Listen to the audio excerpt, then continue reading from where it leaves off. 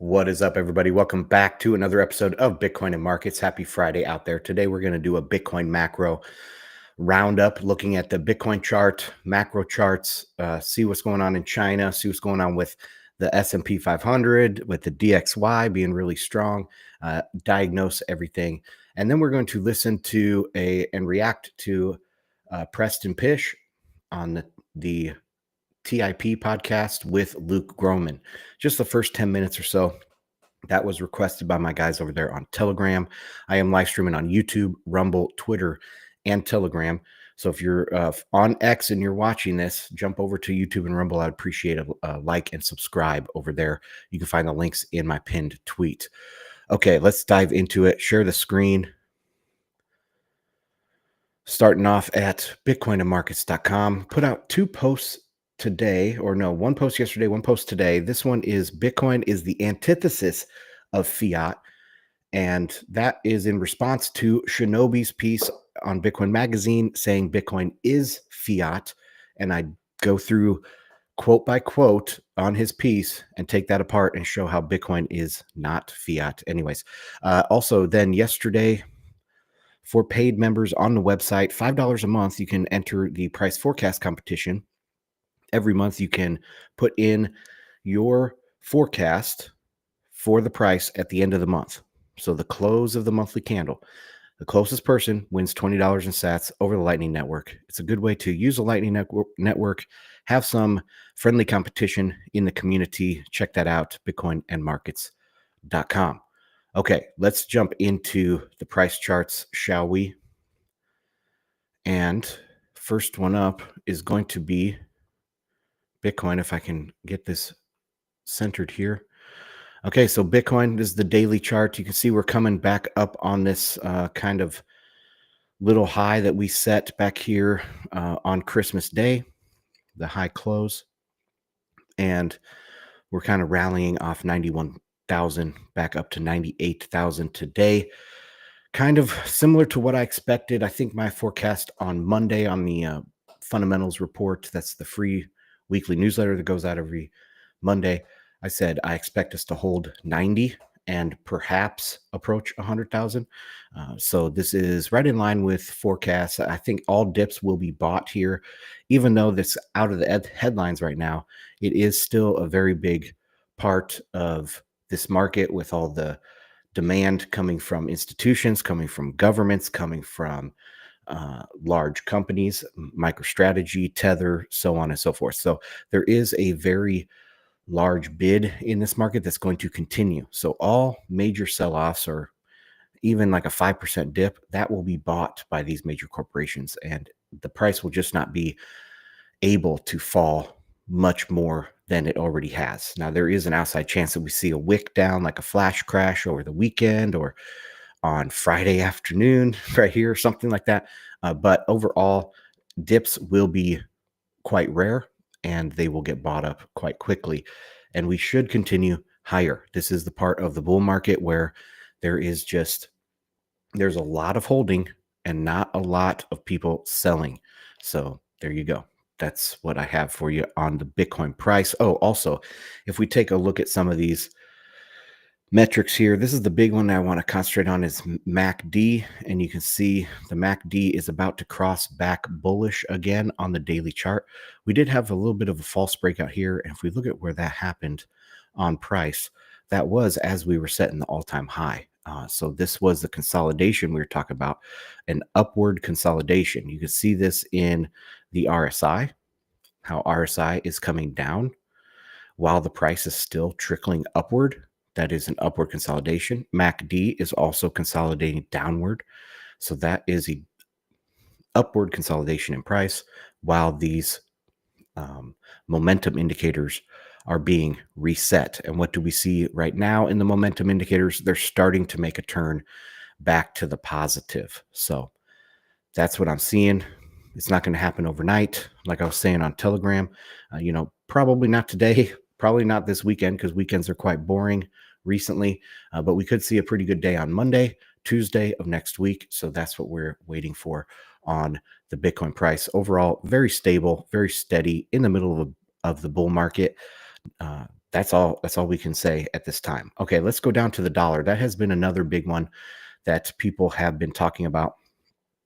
And I was one of the only people in Bitcoin, the only person in Bitcoin, basically. Maybe you could say that Jeff Booth was a deflationist, but he wasn't a deflationist from an actual monetary, like a strong dollar perspective.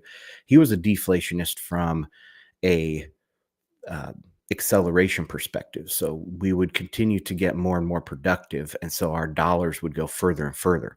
We would reap the benefits of economies of scale.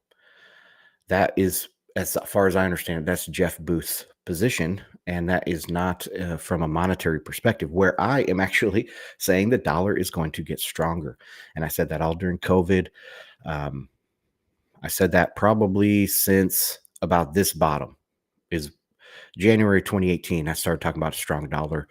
But anyway, that's what we're seeing here. And let's go into the very recent days here. We did break up above. I called the bottom down here. I said, oh man, if this falls much more, I'm going to have to reevaluate my thesis here. But it did stop on a nice bullish divergence, if you could see in the RSI. So bullish divergence at this bottom, and it rallied up. It crossed the yearly high, swing high here for the dollar, and kind of consolidated in this descending triangle, had a textbook breakout. And that's when I drew this red arrow. Okay, I drew this red arrow basically the day on this day, right as it was breaking out of this triangle. I drew this arrow, and it has pretty much followed this pretty well.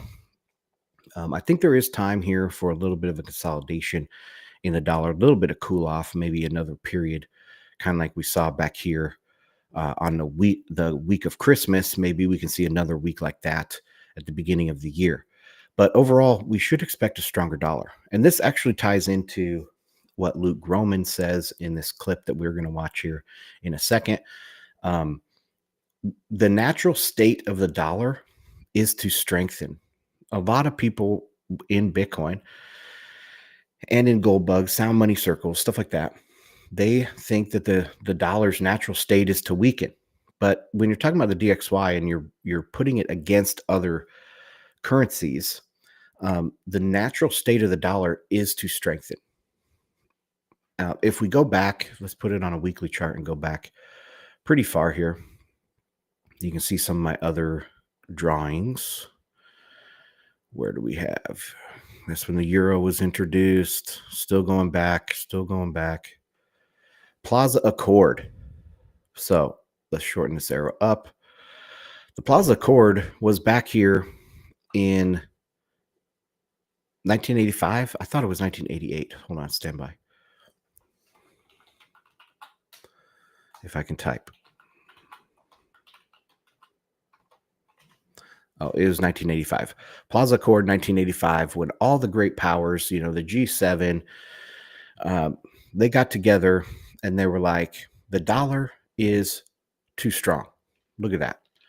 All the way up there at 163 at a high. And we're only at 108 or something. Well, these countries got together. They said the dollar is too strong, which is the natural state of the dollar as the global reserve currency, and as a credit-based system, which is a little bit of a nuance that you have to add in there. But the natural state of the dollar is strengthened. That's what happened here in the 80s. And they got together and they said, we are going to, as a group, we're going to work to devalue the dollar. All right. Now, back at that time, the government didn't say, we're going to print a bunch of dollars. No, they were going to do a bunch of coordinated foreign exchange moves to weaken the dollar. So it wasn't like when you start talking about today, and if the dollar gets too strong, what are we going to do? Well, the first step would be a Plaza Accord, a second Plaza Accord. The next step, or maybe the next step, I don't know how bad it would have to go until the government said, it's too strong. We have to just straight up print dollars. We're We're going to print a bunch of money and we're just going to give it to people. Because in the past, like with COVID or whatever the stimulus checks you might be thinking of as printing money, or government spending as printing money, that's not printing of money technically, because they borrow that money from elsewhere. So instead of being in other investments, it goes into government bonds, which then the government spends. Okay, so they're not outright just printing a bunch of paper currency or printing unbacked, unencumbered dollars. All dollars are encumbered by debt. They are a unit of debt. When you print a dollar, you actually print the demand for that dollar, because you're printing the debt that needs to get paid off with that dollar itself. So if it got to a point that it got really bad, they would do a Plaza Accord, which is just a coordinated foreign exchange activity. After that, they might result in pure printing of dollars, but we are a long way from that. So anyway, the natural state of the dollar is to get stronger. And we've seen that even since QE. QE was supposed to destroy the dollar, but we have just gone up in stair-step fashion. We have entered this new higher range. I still expect this range to hold for a couple more years. We'll see what happens with Trump getting in there. But this range, if we draw a new box here, this would be the range that I'm looking at. Do we bounce off the top, kind of consolidate back within the range until, I don't know, a few years down the road, 2026, 2028, then we break up to a higher range? That is how the dollar is behaving. That is the natural path of the dollar. And so when anybody looks at this and says, oh, event A caused the dollar to strengthen, not particularly. No, this is the general path that the dollar will take based on the form of the system that we have, based off of a dollar-based system that is credit or a debt system. The normal trajectory of the dollar is going to be higher. And that has been proven out over the history of the dollar, at least relative to other currencies. If you take it relative to gold or relative to Bitcoin or whatever purchasing power, that is not the case. But relative to other currencies, we should expect the DXY to continue to strengthen and cause problems globally, because everybody has dollar denominated debt. Okay, I beat that dead horse up. Also, guys, I will be checking on comments, which I'll do right now. Happy New Year, John Delaney. Back at you, man. Hope everything went well during the holidays. Yes, I have in-laws here in the state of Florida, and so they came and visited for Christmas, and then had some other family come in for New Year's. So, just staying at home, seeing friends and family. It was good. Did a few nights of fire pit, so that was always fun. Are we doomed, John Delaney? No, because Bitcoin, man. We have Bitcoin. Bitcoin makes it so we're not doomed. We can hold our value in Bitcoin. And, everyone thinks that the government and all these the banks, all these people are evil. All right. Well, they have a self-preservation instinct too. And when they look at Bitcoin, consider Bitcoin from the vantage point of the banks and from the government. With their self-preservation instinct, they are going to see Bitcoin the same way we do. All right. So no, we're not doomed because we have Bitcoin. But I do think we are going to have a recession, and we'll talk about that with the Luke Groman stuff. A lot of times people are like, how can we avoid recession? What can we do to avoid recession? Are we going to avoid recession? Most likely no. And recessions aren't necessarily a bad thing. I know they're related to unemployment, and every point of unemployment, there's a certain amount of suicides and there's a certain amount of death spikes in the country, which is tragic. But for the economy as a whole, when you think about the boom bust cycle, or the way that we have, we get over our skis and we have to have a correction and we do that kind of thing, that we need to have a recession at this point to kind of reset all of the stuff that happened at COVID during COVID. If we have a significant recession that lasts for 6 months to a year, in 2020, starting in 25 or 26, something like that, that will be very healthy long term for the US economy and the global economy. But the global economy is a little bit more doomed than the United States. So, no, we need it's healthy. All forests need to have some wildfires to come and clear out that brush, right? And so that's what a recession does. And it will be healthy if we have a recession, even though it will be painful. And there are many things tragic about a recession, but that is what is needed. Do you have price targets for the 2025 year? Yes, I will. I'm going to be making predictions on the premium content, and then maybe a couple weeks later, put those out for everybody. But to my 2025, 2024 review and 2025 predictions will be coming out as soon as I can get to them, probably sometime in the next couple weeks. Smithereen, Happy New Year. Happy New Year back at you. Okay, let's get into some other charts here. And how about gold? How has gold been doing? I haven't been watching this. Consolidating on some, got down, tested some support here, and now it has been pretty quiet. We can draw in a triangle here. This is looking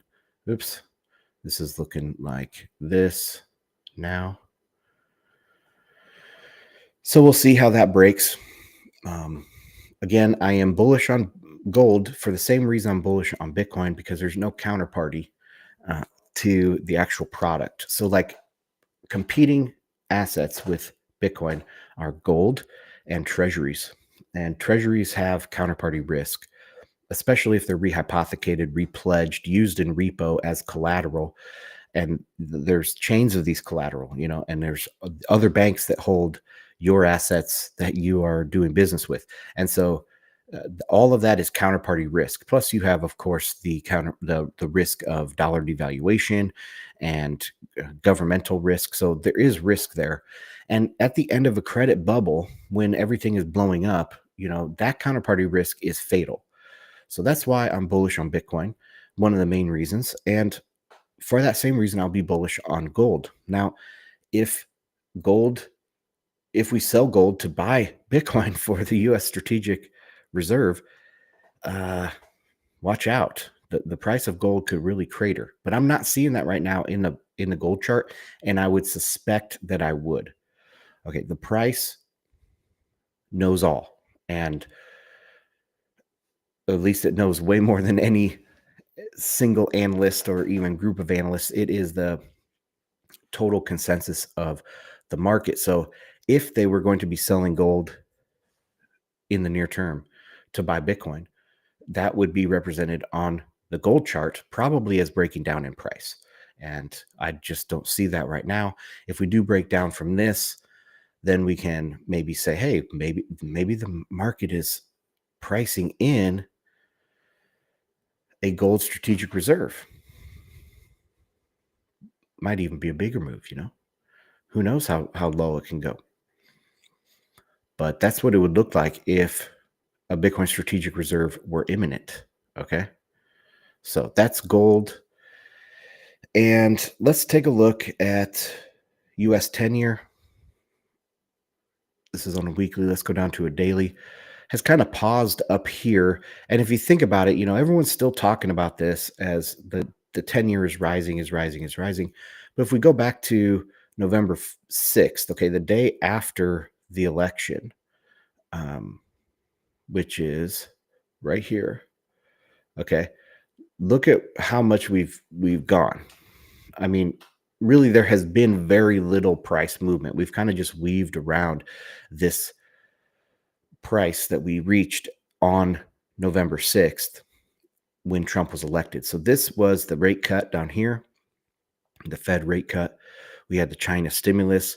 We had Trump taking the lead, looking more and more likely to win. Then we have the Trump win, and boom, now we're sideways.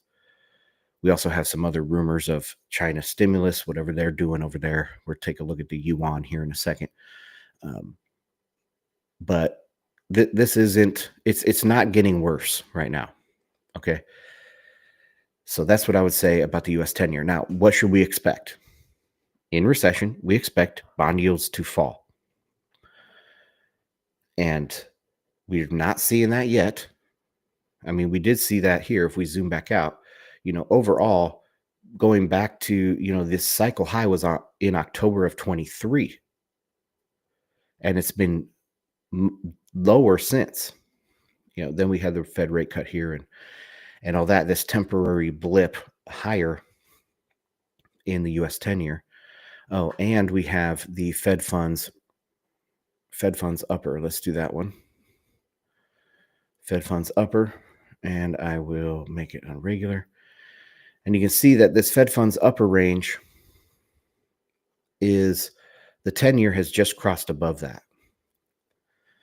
And if we go back in history, we did this last time we looked at this as well. But if we go back in history to the last time this happened, so this is 2019, Powell was the chairman still of the Federal Reserve back at this time.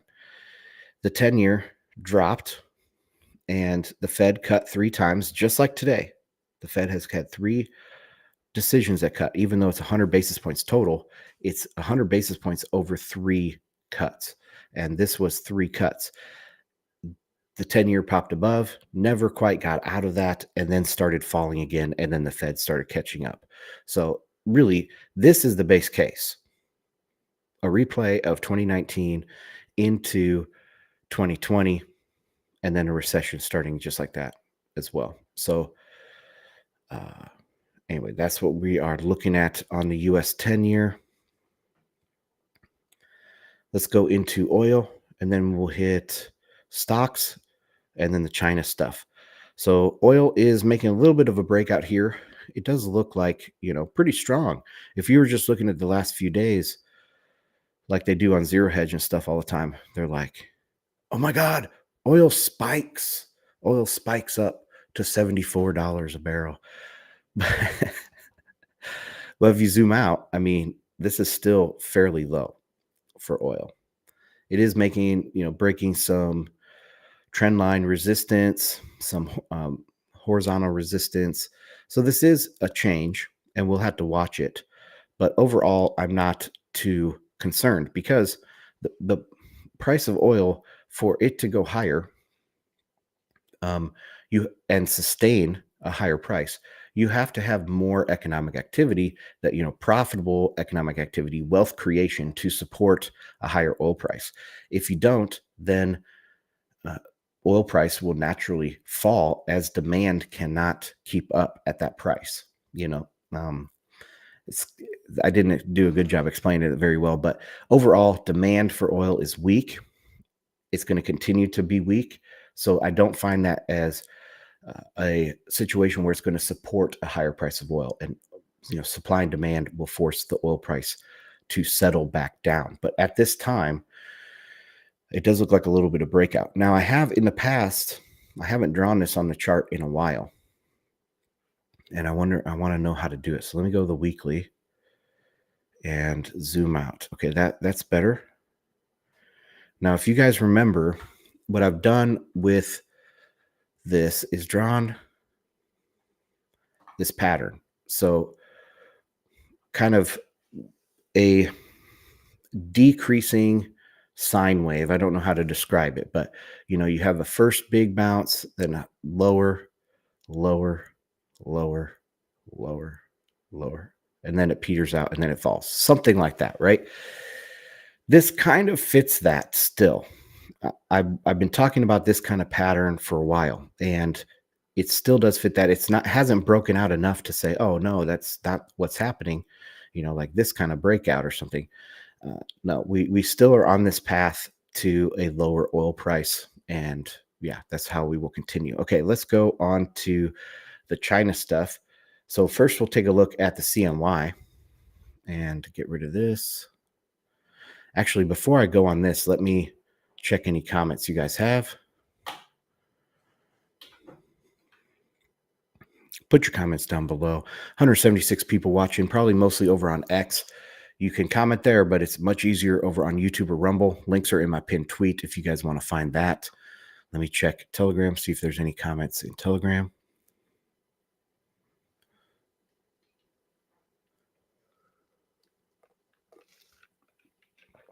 All right. Spagball put a link to a Citadel Dispatch podcast about tax planning and the new IRS rule for Bitcoin. Very good information there. Guys, I recommend checking out the stuff from the new IRS rule that was then delayed. So here in the United States for taxes, you can go on Twitter at Anseliner, find my stuff, because recently I have quote tweeted some things and about this new IRS tax rule. Overall, if you're not selling Bitcoin, you don't have to worry about capital gains. And that's what I always recommend is don't sell your Bitcoin and don't spend your Bitcoin, because then that's really a sale that you have to track the basis of, and you have to track how much it was when you used it in a purchase, and you have to report those capital gains and all that. But if you just want to minimize your taxes and minimize your tax burden, then just don't sell your Bitcoins. Just hold it for long-term savings. And in 5-10 years from now, look back and be like, okay, maybe I'm going to sell it. Maybe I don't even need to sell it now. That's the old Morpheus and Neo meme where Neo says, you mean one day I could sell my Bitcoin for $1 million? And Morpheus says, no, one day you won't have to, because you'll just spend your Bitcoin. You won't have to actually sell it. So anyway, okay, good comment there. Let's jump back into the Chinese yuan. Something big is happening in China, and I'm not sure what it is. Okay, everyone wants to know what is going on in China. I don't know. Nobody really knows. It's not a free press over there, and everything is going to be manipulated, propaganda. So we don't know exactly what's going on, other than we do know banks are having a bad problem. People are not wanting to lend. They're having a bad problem stimulating consumer spending. The real estate market is still pretty much frozen, non-existent. Prices, in other words, are much, much lower than the official probably prices out there for real estate. And being that real estate is 70% of the household wealth, at least it was before the big crashes, consumer spending is not going to be boosted by that. And so China is in a world of hurt, and I think they're kind of doing some financial engineering to try to control the yuan so it doesn't collapse. Some other China experts that I've watched in the past have said, if China said, okay, we're going to let the yuan just free float and we're not going to be in the markets manipulating things, it would probably be 8. And that was like a year and a half ago when this expert said it. So it's probably worse now. It probably would rapidly rise to 8, 8.5, maybe 9, something like that. And that would be utterly devastating for the Chinese economy and for their domestic consumption. Because, as you depreciate the yuan or devalue the yuan, you are once again hurting your domestic consumers that you want them to be able to buy the goods, because they know that their economic model is changing. The end of globalization is here.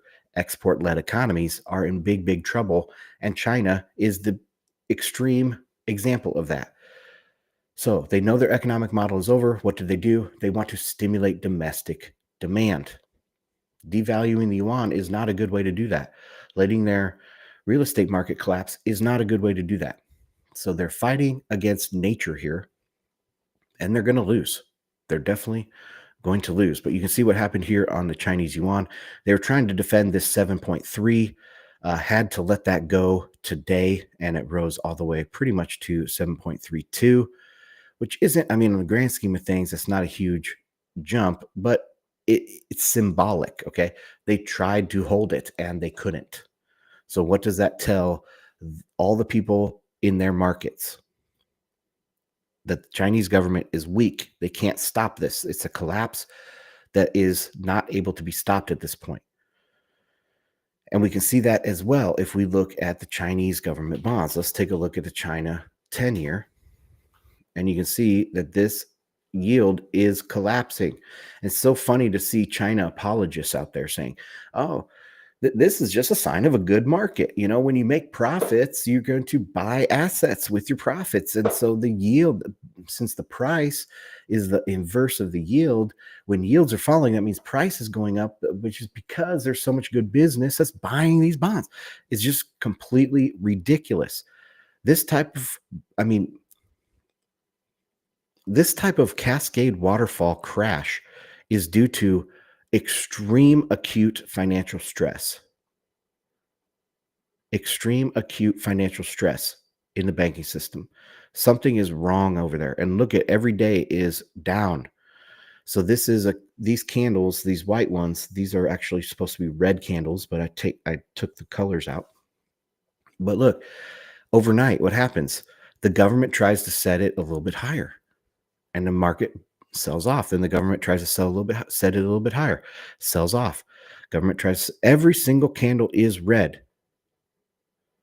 The market is collapsing. Something's happening over in China, and it will spill over to the rest of the world. Most definitely it will. That's one reason, another reason why a recession is the base case here, guys. Recession is the base case, and a significant one at that. Okay, so that's China stuff. Let me go back to the chart and take a look at any comments. That's Bitcoin there. John Delaney.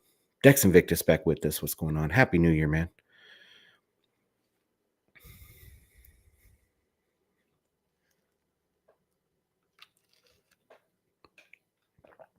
Okay, so John Delaney says, wouldn't defending the yuan to the downside repress the purchase power of individuals and thus repress internal demand?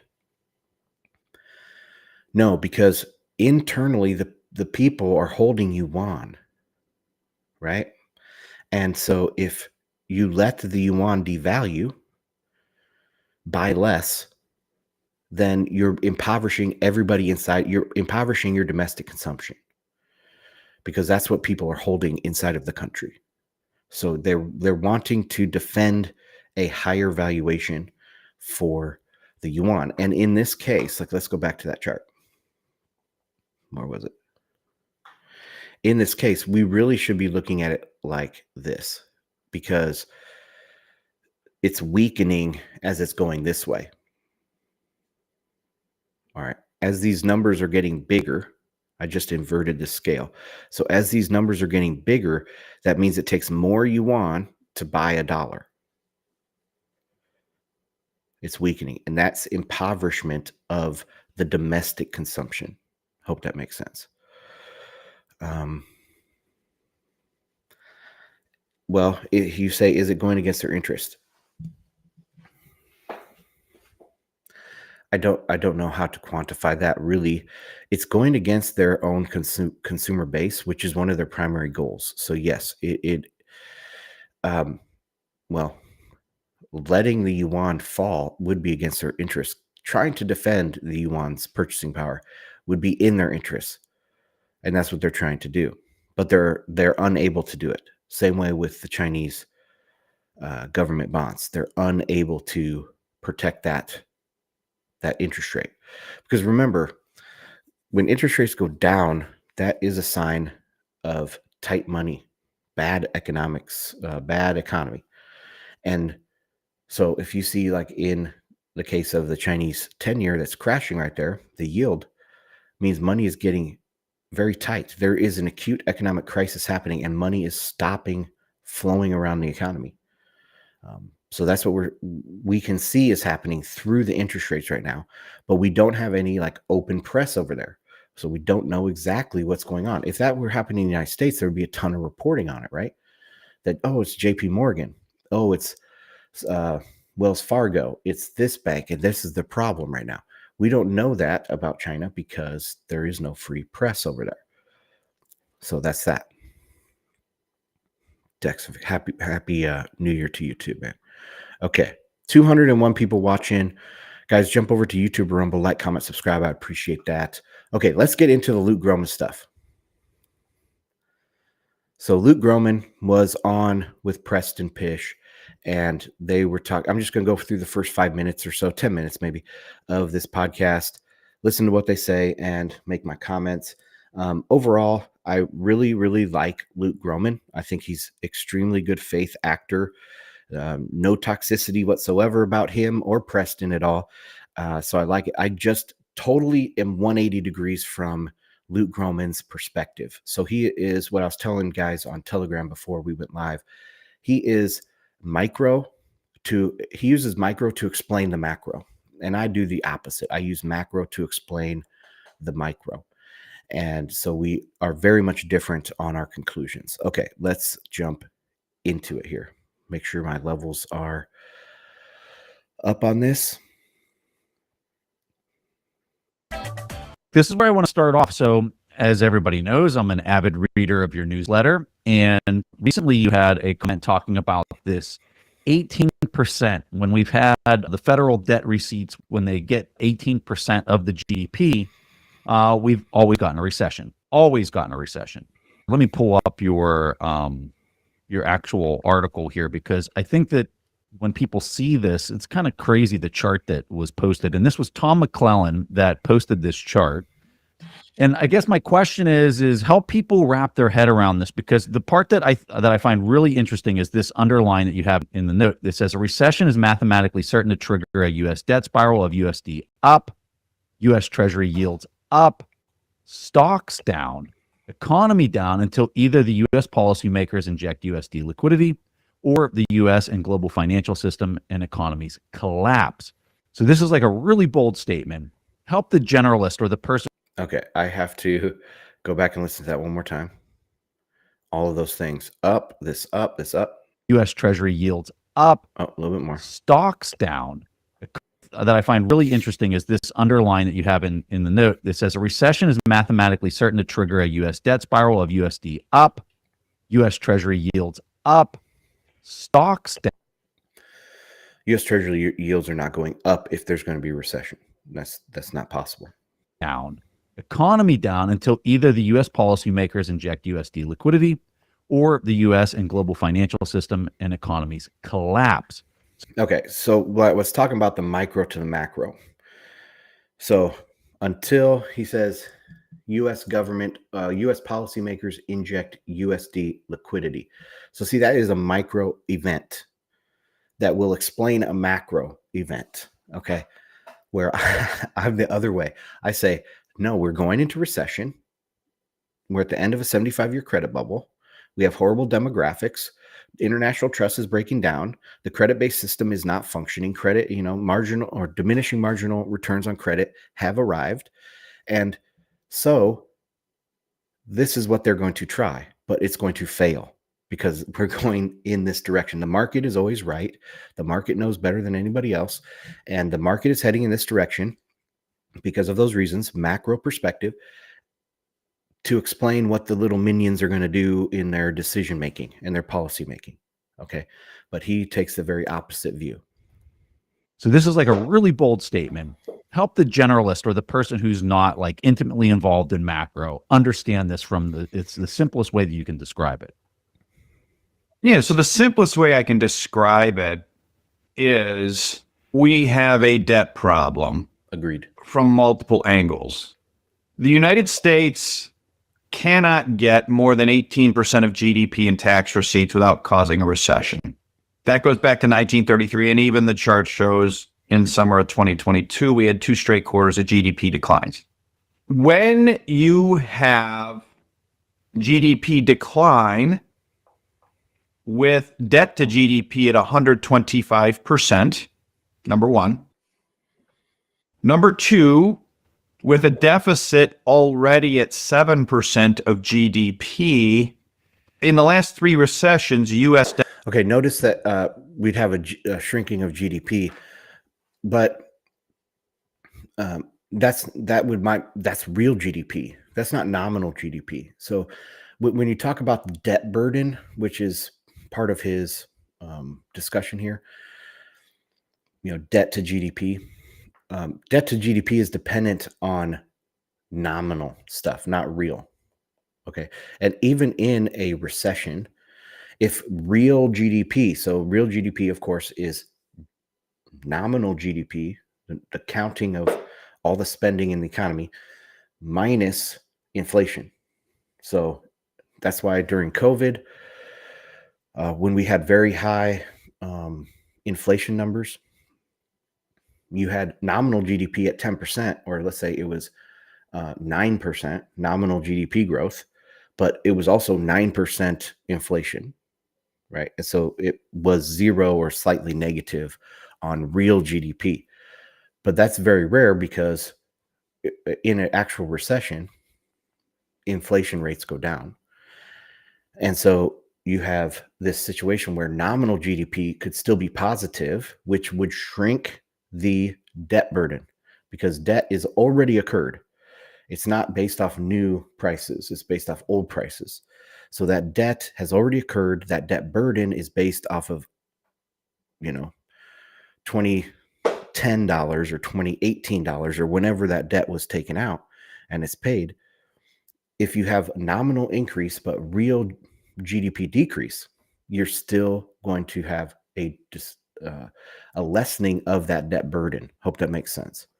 Deficit to GDP has risen by 600 basis points of GDP, 800 basis points, 1,200 basis points. So we're already at 125. Why does he say basis points? 1,200, 600. I mean, I understand if it's like 25 basis points, you would say that. But why do you say 600 and 1,200 basis points? You should say 6% and 12%. 5% debt to GDP. If we have a recession, the deficit will go from 7% of GDP to 13 to 20% of GDP. Yeah. Which is like flashing red lights, right? Like this is flashing red lights. And what does that mean for the average listener? It means the U.S. would have a severe recession and Treasury yields would go up sharply, not down. Up why? I hope he just explains why Treasury yields would go up. I think it probably means, or he probably means that demand for dollars will go down, demands for dollar-based debt will go down because there's high deficits, and high deficits implies that you're going to have a hard time paying off the debt, that it's not, the government debt isn't risk-free anymore. So see how many steps of logic that you had to go through? So high deficits means people will lose confidence in U.S. Treasury bills and bonds, which will cause demand to go down and yields to go higher. But I disagree with that whole chain. That whole chain is not required. He tries to say it's a mathematical certainty on these things, but they're not required mathematical certainties. Like they have always done in America, number one. Number two, because of the structure of the dollar system and how it has been allowed to evolve, foreigners have borrowed $13 trillion in dollar-denominated debt. Dollar is global reserve currency. It's a major funding currency, Euro-dollar system. Everything you hear, a lot of people talk about. The recession would... I mean, I accept those numbers, but I think it's probably more than that because of shadow banking system. It's definitely more than that in, say, places like London, right, and Frankfurt and things like that, maybe Tokyo. But in the shadow banking system, because all the banks are connected, and it's not just what is dollar denominated issued by other countries. So maybe he means like these are bonds issued in other countries that are denominated in dollars. That could be the case. But as like a debt market, global debt market is much, much bigger than 13 trillion. Much bigger. Drive the dollar up, as it tends to do in a recession. Yes. That puts foreigners who have borrowed 13 trillion, and that's just short. They are short $13 trillion in dollar-denominated debt. They will get short squeezed. They desperately need to raise dollars to cover their dollar short. But point three. Foreigners own $57 trillion of dollar-denominated assets. $22 trillion net. That's where the liquidity comes from. It's a piggy bank. So what that is you hear, the U.S. runs deficit after deficit after deficit. Foreigners, that's surplus after surplus after surplus, and then it's recycled back into U.S. stocks and bonds. Okay, that's not how it works. So it's not a piggy bank where they're going to dump assets. They're going to dump treasuries, which are one, they're required to be holding these by international regulations, international standards. But also they don't have to sell them. Like what do a lot of people say now in Bitcoin is never sell Bitcoin. You should borrow against your Bitcoin, right? And then your Bitcoin will go up in value and you'll be able to pay off with much less in the future. So they don't sell their treasuries, they borrow against them. That's how they raise capital. That's what a repo is. That's what the repo market is. The repo market is 7 trillion daily or more. I mean, it's shadow banking. That's just an educated guess at how big the repo market is overnight, every single night. $7 trillion. The Forex markets are about 5 trillion every day. Maybe more now with inflation. I haven't looked at that in a couple of years, but we're looking at roughly the same size as the Forex market as the overnight market in repo. And that's how banks will access these dollars to pay off their loans. Now, the problem with that is freezing of the liquidity. When the treasury market, the US Treasury market, nobody's offering repo.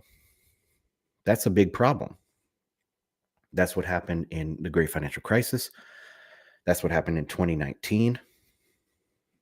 And also in the COVID crash.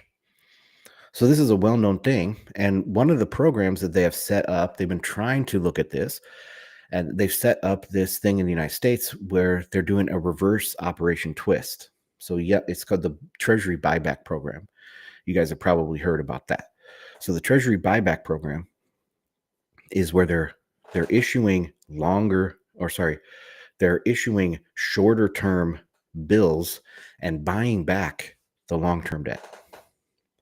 So what does that do? It changes the composition of outstanding debt of the United States. It's more short term. You probably heard for next year, 2025, there's like 7 or 8 trillion that needs to be re-rolled, right? And that's supposedly a problem.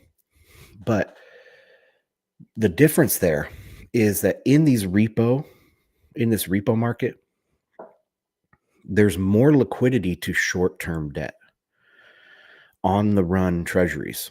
So like a 4-week bill or a 2-month bill or a 3-month bill that was just issued at the last auction of 3-month bills or whatever tenure it is. Those are going to be more liquid in the repo market. So in any sort of crash and squeeze of liquidity, you want more bills. You don't want old treasuries, old tenures that have been sitting out there for 5 years. They're much less liquid. And they probably are encumbered by being recollateralized and repledged to a bunch of people. But these new ones are more pristine, right? Shorter chains of collateral on them. So it's increasing liquidity. So that's what the Treasury is trying to do. Is they're trying in this buyback program, they're doing a reverse Operation Twist. Remember, Operation Twist after the Great Financial Crisis, it was like QE4 or whatever. It was the opposite. So they were issuing long-term bonds and buying back short-term bills, which was a mistake because it drained that liquidity, that pristine liquidity for decrepit liquidity of the long-term bonds. But they wanted to do that to push off those debt payments, to push off having to re-roll everything. But they've learned since 2019, 2020, they need more bills out there. So that's what they're doing. But the piggy bank analogy is it's not a piggy bank, okay? These assets can be used as collateral to get loans. And that's the problem with the credit-based system, okay? So what happens when you get a loan with this collateral? You print money. So you're printing dollars to pay off dollar debt. That's what's happening. So you're printing a new dollar to extinguish an old dollar, because remember, each dollar is a self-contained unit of demand for itself because it has to be used to pay off itself. And so when you print a new dollar to pay off an old dollar, it's like re-rolling it. So a dollar supply has to be re-rolled. That's what happens in these things. That's how they finance these dollar shortages. So that's what I'll say about that. Let's keep going. Yeah. And they've been borrowing against the other side to get closer to net flat. They're not net flat. So point 3 to all of this is as U.S. rates go up in a recession because U.S. deficit blows out to 13 to 20% GDP, 1. 2, foreigners are short, so you're going to have them getting short squeezed on their 13 trillion. Point 3 is they are going to sell dollar assets until their hands bleed, as we used to say on the sales desk. You know, it's an old few. Okay. So I'm not trying to say that there is not going to be a crisis. Like the short squeeze part of his comments is correct. They're going to be short squeezed for dollars, but they're not going to sell their collateral to do that. They're going to lend out their collateral and get for money, for dollars. If they can't do that, they're actually going to search for better collateral. So instead of selling the collateral, it's actually a higher demand for good collateral, because that is how they raise money. They don't raise money by selling assets. Think about a bank, has an asset liability side of your balance sheet. What happens if you sell your assets? You instantly go insolvent. Your liabilities are way high, and you sell your assets. You're roughly equal, but now you sell your assets. What happens to your solvency? You go insolvent. So you're not going to sell your assets. You're going to lend them out, and you're going to get cash to pay off your debt. See how that works? Pay off your liability. So that's how the banks are going to do it. And in this case, it turns from a dollar shortage into a collateral shortage. That's what's happening in China. It's an acute crisis for safe and liquid assets. Acute crisis. That's why the Chinese yields are crashing. If it were the case that they're selling their assets, we could see it in other things. So no, Luke is wrong about the way they're going to raise dollars to pay this off. And so being that, his whole chain of events gets stopped right there. Future thing, like take it, right? Till their hands bleed. And they will sell what they can, not what they want to necessarily. What they can sell are the $8.5 trillion of treasuries first. So again, you're going to have the U.S. deficit at 13 to 20% of GDP in a recession, and foreigners adding on to that with up to $8.5 trillion more. And there's no Okay, so see what he did there? They're going to be dumping their treasuries, which they're not. They're going to be borrowing against the treasuries. And then we're having an increased amount of treasury issuance because we're going into recession. So the total of that, two positive numbers added together, is going to be a higher positive number. And that's going to mean yields are going to go through the roof. But that's not the case. You have a very high negative number, demand for treasuries. And then you're going to have a very high positive number in the deficits, 13% or whatever he's saying. So you're going to be issuing a lot of bills at the time when they're needed. But most likely in a recession, the amount of issuance does not meet the demand.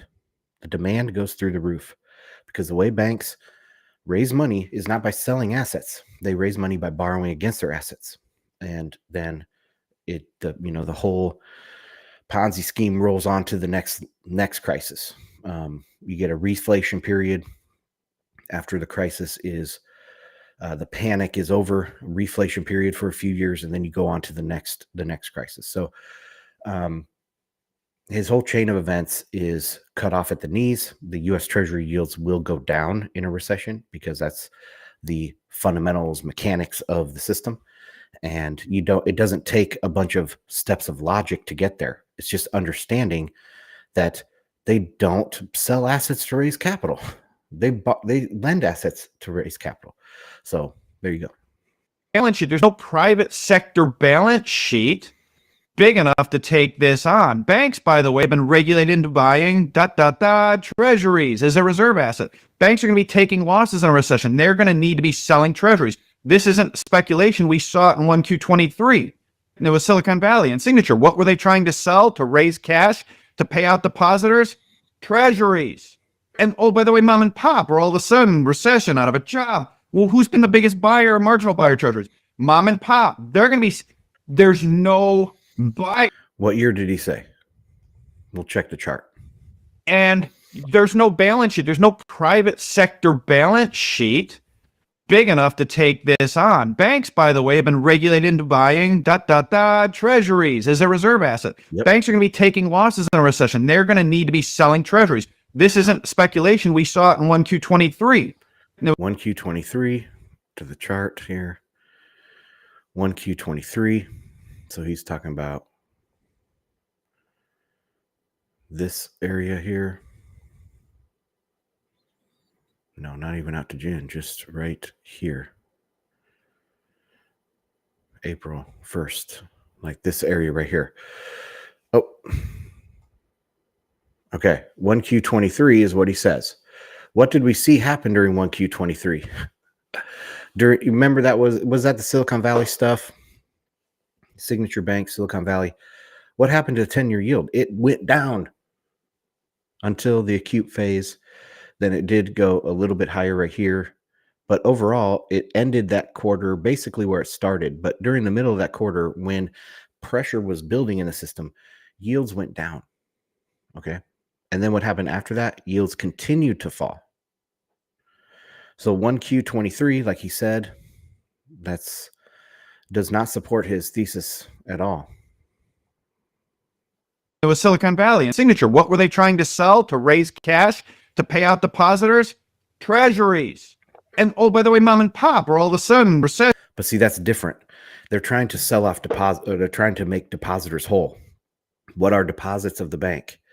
Deposits are liabilities of the bank. Okay. So they're meeting those deposits by trying to sell the treasuries. But I don't think they were trying to sell the treasuries, as we just saw on the chart.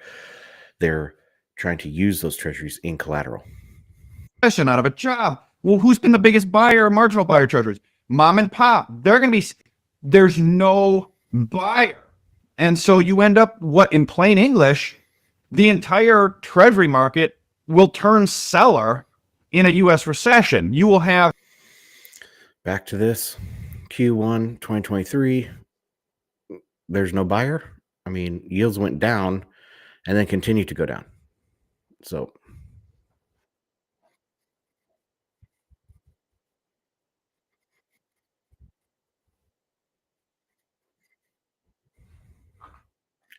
that's what everybody has been saying for the last how many years since the great financial crisis. And even before that, they always say, oh, yields are going to go up. Yields are going to go up.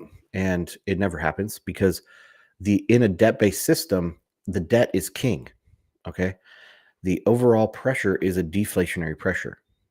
And so yields will fall. I totally expect yields to fall, maybe not down to COVID lows, but they will fall dramatically. And then maybe the next financial crisis, they will, after this coming one, they will fall to zero again.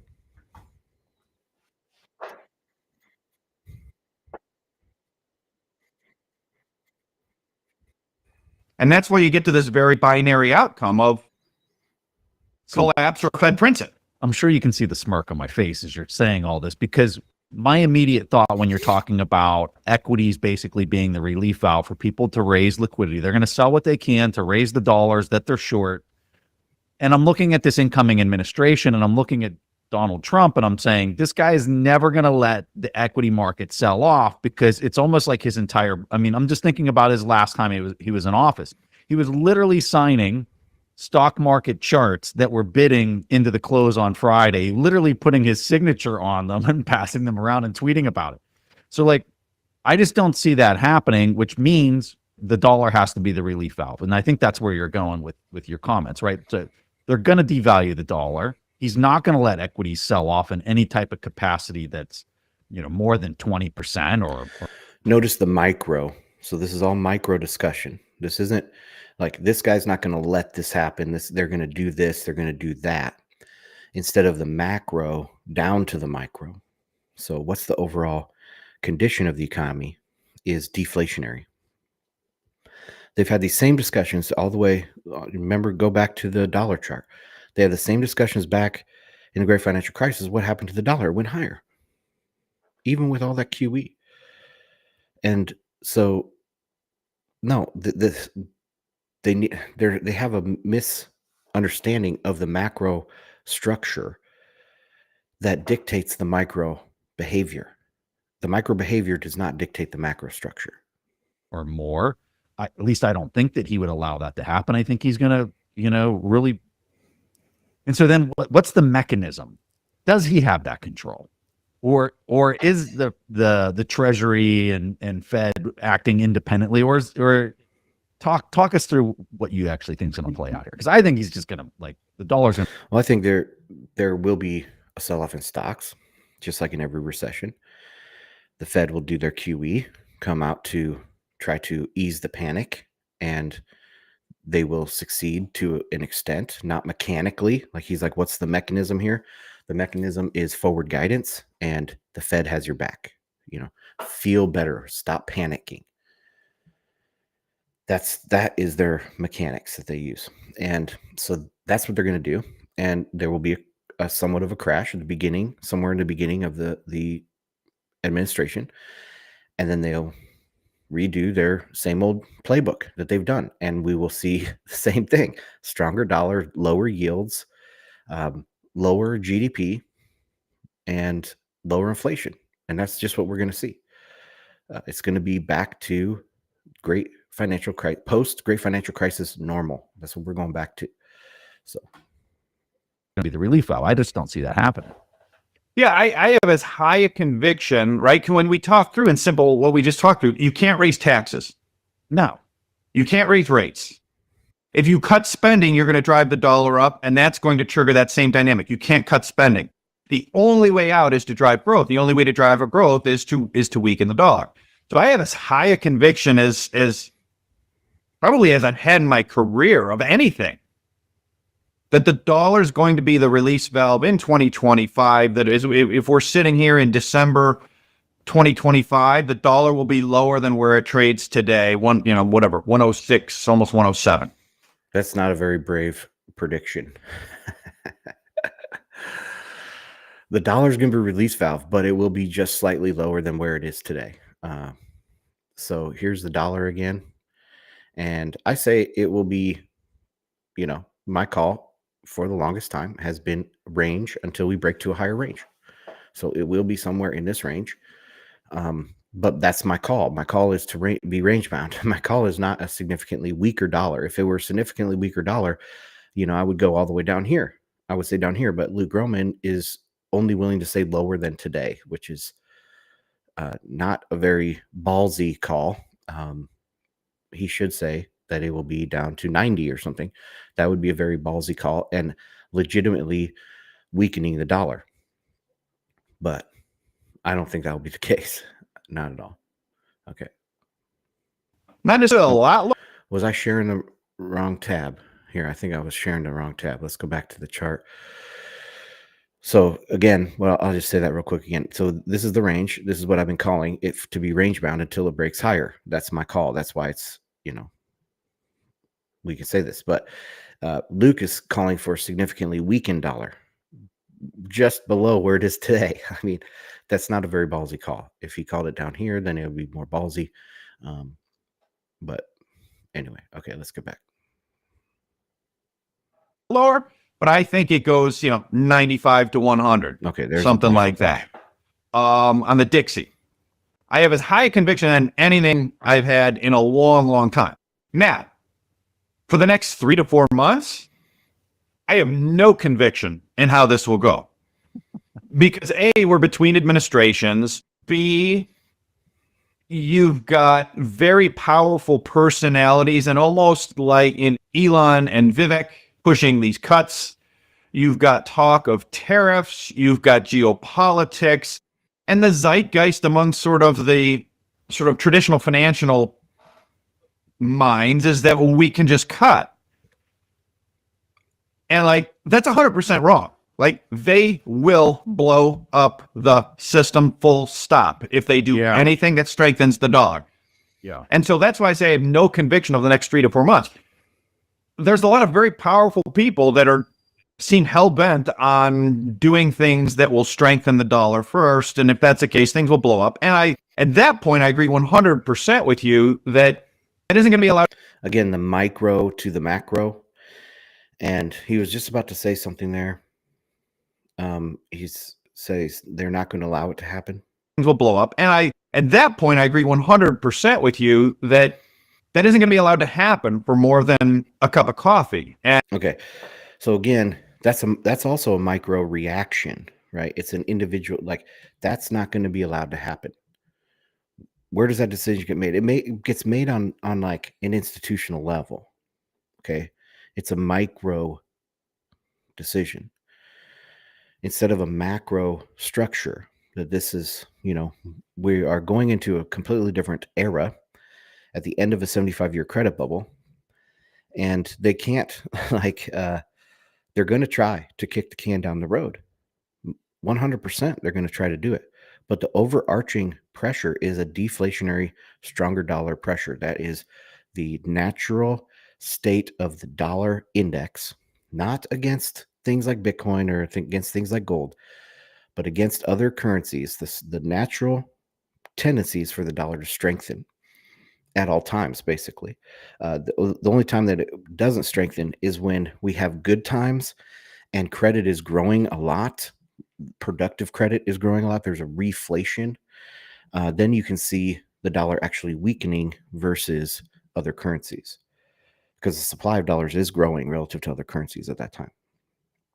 But when we have crisis, it gets stronger. And the end of a 75-year credit bubble dictates that we're going to be more crisis than not, more stress to the downside of economic growth than not, right? And so that's what I would say for the micro to the macro. But he does make a good point here about Vivek and Elon Musk and the Doge thing. So what they're saying is that they're going to cut spending. And, if you cut back government spending, it's going to hurt the economy. That's their or his prediction. And I agree with that in the short term. But when you decrease government spending in the long run or in the medium term, it's going to probably make growth better, right?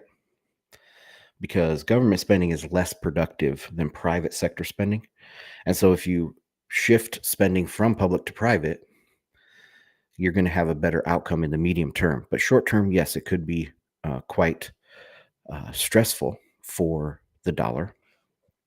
Dollar will rise because there will be less government spending, less economic activity in the United States, and there is just as many loans that need to be repaid. So there's going to be less access to dollars. So the value of the dollar will rise as people are bidding to get their hands on those dollars. So yes, the dollar should strengthen. I do agree with that. But they won't allow this to happen. What are they going to do? What are they going to do? QE strengthens the dollar. If you go back on the DXY and you chart out where all the QEs happen, start and stop, when QEs are happening, the dollar strengthens. When QE ends, the dollar weakens, or it doesn't work the way you think. Same with the 10-year Treasury. You would expect when QE is happening, since there is an extra bid in the market for these treasuries, that yields would drop, right? Because demand would go higher for those bonds. But in reality, when you look at the chart, yields go up when QE is on and down when QE is off. That's the exact opposite of what people think. And so, yeah, there's nothing they can do unless they simply print cash, print unencumbered money. And I'm not talking about stimmies and handing out stimmies, because that is borrowed money. That's not printed money. That's borrowed money. They borrow money to hand out stimmies. And so that's not money printing either. The way the money is printed in the system to weaken the dollar is an increase in credit growth. All right. That's not really going to happen if there's a lot of stress in the banking system, right? So, no, overall, the path for the dollar is going higher, and there's nothing they can do to stop it. They can do all of these programs.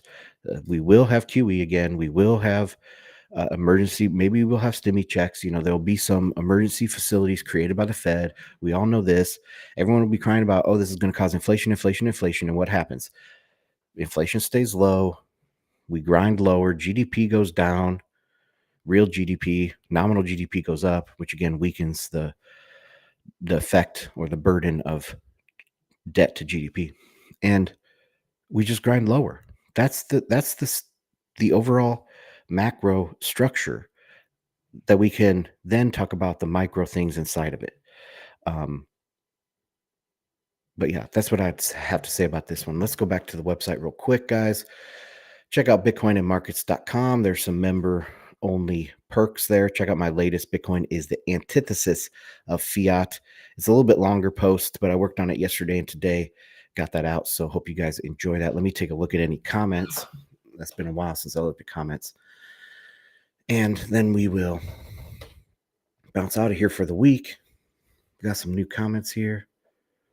Your yield chart is inverted. I think I fixed that. I hope I fixed that. Let me go back to it. The 10-year yield. There.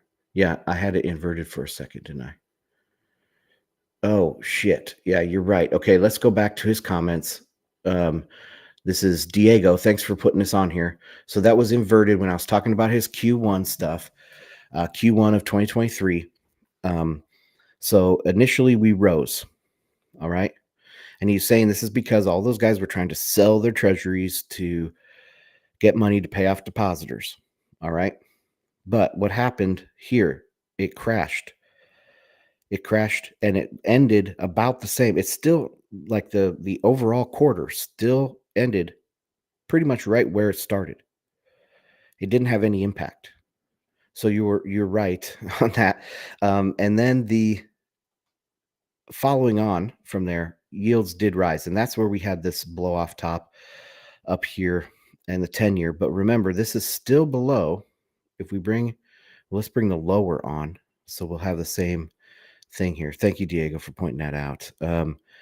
It's still below the Fed funds range. So this is the lower bound of the Fed funds range.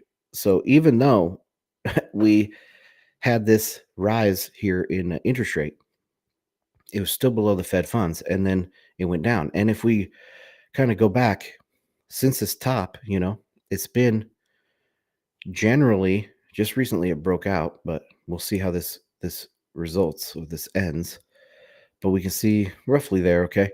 So we have this trend line, and it's been pretty much down with just the last couple weeks that have been higher, but we will see where this ends up. Overall, it doesn't change the overall prescription that in a recession, yields fall. Yields are falling here because we had this reflationary period, and now we're in the deflationary slide down into recession that will continue into might go like this, and then it will really crash when we're getting into some acute financial crisis times. But again, this is one aspect. This 10-year is one aspect that has been counterintuitive to me, because I think it's because yields do rise with optimism. And after the Fed cut, I did expect a small rise here in the 10-year, but pretty much after this initial couple weeks after this cut, this much has been a surprise. But we can explain that by saying the Trump election was optimistic, China stimulus is optimistic, and so as optimism grows, we do have a rise in optimism. As optimism goes up, we do have a rise in yields, because yields are an expectation of growth, forward expectation of growth. So there you go. Thanks for pointing that out, Diego.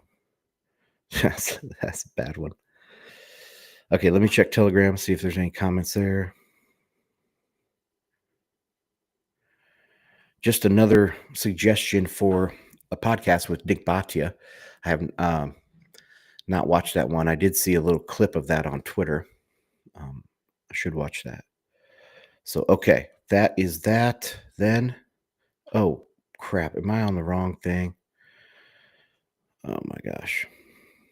Guys, I do live stream it every once in a while. Okay, now I'm on the right chart. Jeez Louise. So yeah, you're right, Diego. Sorry about that, guys. Lord. Yields ended the quarter where they started the quarter when he was talking about the quarter was so bad. We did have this initial jump up, but remember, so when did Silicon Valley? Let me Google that. Silicon Valley Bank close. March 10th. Okay. And how about signature? March 12th. So 10th and 12th. All right. So that is a little bit different. So again, we have the Fed funds lower bound here. This is Q1 of 2023. Leading up to this, there was a small spike. It's really a small spike in treasury yields. And then when it got acute, here's that first week of March, second week of March. So this is right when those banks are closing and they're trying to meet those depositors. But what's happening to yields? They're going down. So that doesn't match what he's saying. Overall, beginning of quarter, end of quarter, pretty much the same. It did go up afterwards, but it was still under the Fed funds target. And ever since then, ever since this blow off top, because remember, we do have the Q3 effect as well, end of Q3 effect, when rates tend to rise at the end of Q3 into the end of Q3 because of seasonality. And I've discussed that before in the past. But after that, so early October, we kind of hit a peak, mid-October, end of Q3, and then it starts coming down ever since then. This latest little bit is the unexplained part, but we can't explain it by having some optimism out of China, some optimism from Trump, and of course the continued rate cut optimism.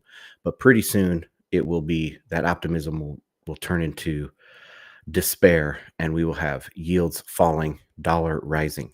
That's what we got. Okay, I think I was on the right screen for all of that. Raphael, Happy New Year. I did not watch the Nick Baccia podcast. I will watch it though, and maybe react to it. I really, really like Nick, and I really, really like Luke here. The response I just did, but we're 180 degrees. He is a Bitcoiner, so we do have that in common. He has thanked Bitcoiners because, like, I think his son bought Bitcoin or something, and his son is using it to buy a house and stay on, the normal trajectory of a life that many people can't afford today. His son is able to do that because of Bitcoin. And so, he's very friendly to Bitcoin. I have nothing against Luke Groman at all, other than we're just 180 degrees on our perspective. So that's it. Okay, let's go back to Bitcoin and markets. See if there's any other comments. All right. Well, I'm going to bounce out for the day, guys. Thank you for joining me. Check out bitcoinandmarkets.com. Thanks for supporting the channel. I can't do this content without the supporters over there on bitcoinandmarkets.com. If you're watching on Twitter, check out the YouTube, Rumble. Links are in my pinned tweet. Trying to grow this to get the channel monetized over there on YouTube. So I appreciate all the subscriptions over there. Also, all the comments. So if you run across my stuff later, you can comment on that. Actually, let's go to...